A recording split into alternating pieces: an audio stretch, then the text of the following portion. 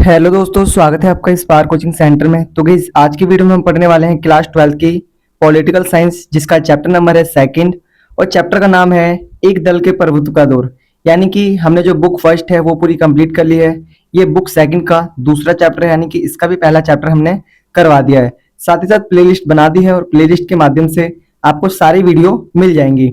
और गाइस, मैं आपको एक बात और बता दूं, अगर आपको किसी भी प्रकार की प्रॉब्लम हो, स्टडी रिलेटेड, नोट्स रिलेटेड, तो आप इस नंबर पे कॉल कर सकते हैं 8178988103।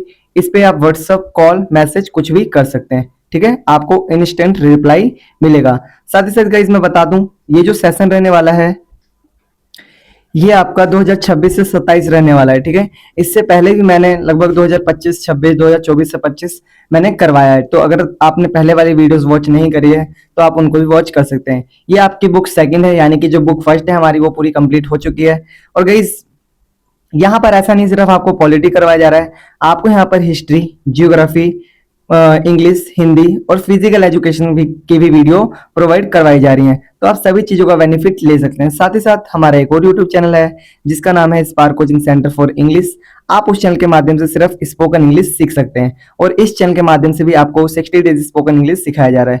तो आप दोनों चैनल से हमसे बेनिफिट ले सकते हैं। तो आइए स्टार्ट करते हैं आज की वीडियो।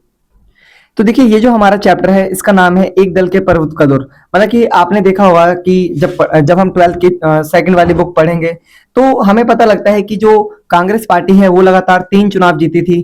ठीक है, तो एक तरीके से उसका प्रभुत्व का दौर, मतलब कि ऐसा लग रहा था कि कांग्रेस पार्टी को कोई हरा ही नहीं सकता है। जैसे कि अगर आज के दौर में हम देखें तो ठीक उसी प्रकार से बीजेपी कार्य कर रही है।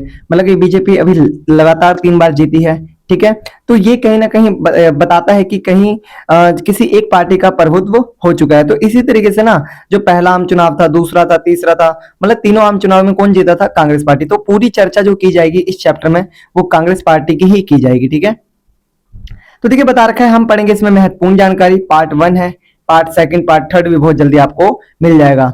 तो दिखा रखा है इसमें 26 जनवरी 1950 तक संविधान लागू होने के समय तक देश में अंतरिम सरकार थी। मतलब कि यहीं की ना अपनी सरकार थी। ठीक है, कोई बाहरी सरकार नहीं थी, कोई चुनी हुई सरकार नहीं थी, अंतरिम सरकार थी। ठीक है, आगे दिखा रखा है जनवरी 1950 में चुनाव आयोग का गठन हुआ।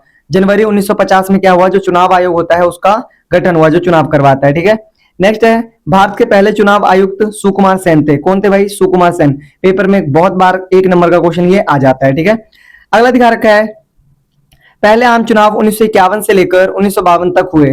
तो देखो, जो पहले आम चुनाव थे वो 1951 से लेकर 52 तक हुए। तो देखो, ये ना पेपर में क्वेश्चन आ जाता है कि पहले आम चुनाव कब से कब तक हुए। तो कई बार ऐसे ऐसे क्वेश्चन आते हैं पेपर में और बच्चों को लगता है कि नहीं आएंगे और वो पढ़ते नहीं, कहते हैं यार यही क्या ही आएगा, सबको याद है। लेकिन कई बार हमें इसी में ना डिफिकल्टी हो सकती है, तो अच्छे से पढ़कर जाइएगा। ठीक है, नेक्स्ट है वर्तमान में भारत के मुख्य चुनाव आयुक्त ज्ञानेश कुमार हैं। कौन है भाई? ज्ञानेश कुमार। कभी कभी पूछ लिया जाता है ना 1 नंबर के क्वेश्चन में कि वर्तमान में कौन है, तो भाई ज्ञानेश कुमार। ठीक है, नेक्स्ट है पहले 3 चुनाव लगातार कांग्रेस पार्टी ने जीता। देखो, अब मैं बात कर रहा था ना विकी प्रभुत्व का दौर, मतलब जो पहले 3 चुनाव है ना लगातार कौन जीती थी? कांग्रेस पार्टी। ठीक है, इसीलिए कहते हैं कि कांग्रेस पार्टी का क्या था? प्रभुत्व का दौर था। ठीक है, आगे देखो दिखा रखा है नेक्स्ट पॉइंट है। देखो, अगर आप पूरा चैप्टर नहीं भी पढ़ोगे ना, अगर ये वाली चीजें भी पढ़ लोगे तो आपका जो चैप्टर में चीजें है ना, जो भी मेन मेन टॉपिक है वो आपके कवर हो जाएंगे। ठीक है, तो देखिए, पहला ये दिखा रखा है 1967 में सीपीआई सबसे बड़ी दूसरी पार्टी थी। मतलब कि अगर कांग्रेस पार्टी को हम छोड़ देना तो दूसरी जो सबसे बड़ी पार्टी थी ना वो कौन थी? सीपीआई, यानी कि कम्युनिस्ट पार्टी ऑफ इंडिया। ठीक है, जैसे अभी हम बीजेपी को छोड़ दे तो कांग्रेस है, आम आदमी है, ठीक है, और भी छोटी छोटी पार्टीज हैं। लेकिन उस समय ना ऐसी पार्टी सिर्फ सीपीआई थी। सीपीआई का फुल फॉर्म देख लो, कम्युनिस्ट पार्टी ऑफ इंडिया, भारतीय साम्यवादी पार्टी। ठीक है, चलिए आगे दिखा रखा है कांग्रेस पार्टी की स्थापना 1885 में हुई थी। कब हुई थी भाई? 1885 में। ठीक है, याद रखिएगा, कई बार पेपर में क्वेश्चन पूछा जाता है। नेक्स्ट है 1950 के दशक में विपक्षी दलों को लोकसभा अथवा विधानसभा में बहुत कम प्रतिनिधित्व मिला। देखो, 1950 के दशक में जो विपक्षी दल थे ना, इनकी कांग्रेस को छोड़कर जो भी दल थे उनको क्या होता था? उनको लोकसभा और विधानसभा में बहुत कम प्रतिनिधित्व मिलता था। मतलब कि अगर उनके कैंडिडेट खड़े हो रहे हैं तो शायद ही किसी को मौका मिल रहा हो, ऐसा था। ठीक है, क्योंकि उस समय किसका दौर था? कांग्रेस पार्टी का। नेक्स्ट है चीन, क्यूबा और सीरिया जैसे देशों में संविधान सिर्फ एक ही पार्टी को अनुमति देती है।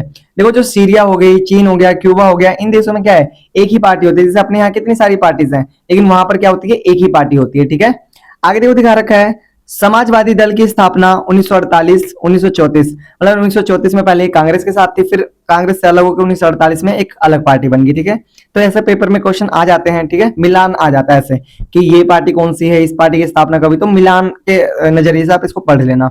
हो सके इसका भी आ जाए, क्या नाम है आपका, कांग्रेस पार्टी का भी। ठीक है, भारतीय जनसंघ की स्थापना 1951 में हुई। कब हुई थी भाई? 1951 में। ठीक है, नेक्स्ट आपका स्वतंत्र पार्टी की स्थापना 1959 में हुई। कब हुई भाई? 1959 में। तो ऐसे करके ना आप लोगों को याद रखना है, ताकि कहीं ना कहीं पेपर में अगर मिलान करने के लिए आए तो आप इजीली इन चीजों को कर सकें।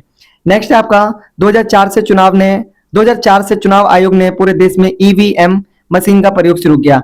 देखो 2004 के बाद क्या हो गया, ईवीएम जो मशीन होती है ना, उसको क्या करने लग गया, उसका प्रयोग किया जाने लग गया, उपयोग किया जाने लग गया। ठीक है, नेक्स्ट दिखा रखा है प्रथम आम चुनाव कब हुए भाई? 1951 से 52। ठीक है, द्वितीय आम चुनाव 1957 में, और तृतीय आम चुनाव 1962। ठीक है, ये मेरा फोन नंबर है 8178988103।